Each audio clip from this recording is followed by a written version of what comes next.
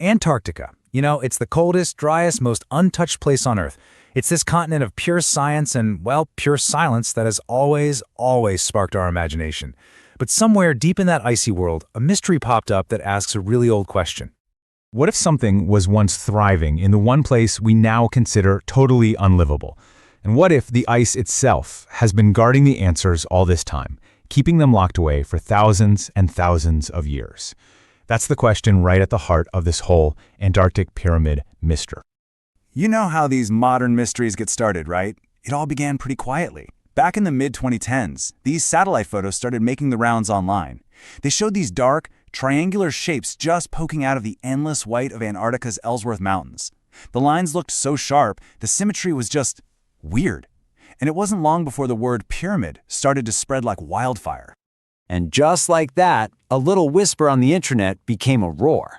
These images totally captured the public's imagination, and that's when the lost builders theory was born. The idea? That these weren't just mountains. Nope, they were evidence of something way more extraordinary, hidden right there beneath the ice. So the people who backed this theory, they were seeing clear geometry where there should have just been random nature. They were pointing to that uncanny symmetry, those sharp edges, and the fact that 3 of these peaks looked like they were deliberately lined up, kind of like famous pyramid sites you see all over the globe.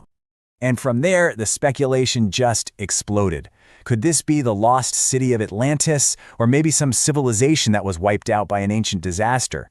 Some people even connected it to the Piri-Reis map. That's this really old Ottoman chart that some folks claim shows Antarctica's coastline without any ice, as if it was copied from a source made way back when the land was actually green. Okay, so while imaginations were running absolutely wild, geology had a different, much colder explanation. This brings us to what nature can build all on its own, and the scientific reveal of what these things really are. The real scientific name for these so-called pyramids is a pyramidal nunatak. It sounds complicated, but it's not. A nunatak is just a rocky peak that's tall enough to poke through a glacier or an ice sheet. It's a completely natural landform, even though it looks incredibly dramatic. So how does this happen? Well, the process isn't about building something up. It's actually about carving something away. Just imagine a mountain with huge glaciers flowing down its sides. As these massive rivers of ice move, they literally scrape and scour the rock, creating these bowl-shaped hollows called cirques.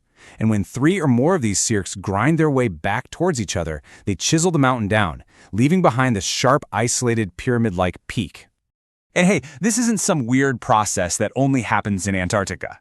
Actually, it created one of the most famous mountains in the entire world, the Matterhorn in the Swiss Alps. The Matterhorn is a picture-perfect example of a pyramidal peak, or a horn, sculpted by this exact same glacial process over millions of years. So right here, we've got the 2 big explanations, side by side. On one hand, you have the ancient builder theory, which sees these shapes as proof of intelligent design and a lost civilization. And on the other hand, you have the geological process theory, which explains them as just the natural result of ice carving away at rock. One looks for a mysterious human pattern. The other points to a landform that's actually pretty common in icy parts of the world. But just knowing the geology doesn't quite kill the mystery, does it? The real question is, why are we so drawn to this idea of ancient builders? This gets us out of the what and into the why, the psychology behind the myth. And the answer really comes down to one word: pareidolia. This is that powerful, hardwired tendency our brains have to find meaningful patterns in random stuff. It's a feature of how our minds work, not some kind of flaw. Seriously, our brains are just pattern-seeking machines. It's what helped our ancestors survive, spotting a predator in the tall grass or recognizing a familiar path. And that exact same wiring makes us see faces in the clouds, animals in rock formations, and, you guessed it, man-made pyramids in jagged mountain peaks. And this really gets to the heart of it all.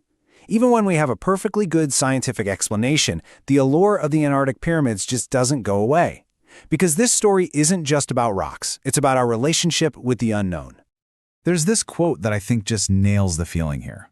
Maybe the real value of Antarctica isn't about the secrets it might be hiding, but in what it shows us right out in the open. It's like a planetary archive, a record of natural history, so huge it makes our own story look like a tiny little flicker. And what a history it has. About 90 million years ago, Antarctica wasn't a frozen wasteland. It was warm, it was lush, and it was covered in forests. And that's not speculation, that is a geological fact, proven by fossilized wood and pollen they've found deep under the ice. The true story of the continent is honestly way more dramatic than any myth. Ultimately, I think we love this mystery because, in an age where it feels like everything's been discovered and explained, Antarctica is still this giant blank page at the bottom of the globe. It's one of the last places where our minds can just run wild and turn a frontier into a powerful story. And maybe that's the real treasure here. Whether it's a mountain or a monument, the Antarctic pyramid reminds us that mystery is still out there. It keeps our curiosity alive. So perhaps what we're really searching for isn't proof of some lost civilization, but that vital, exciting feeling that there is still so much more to discover.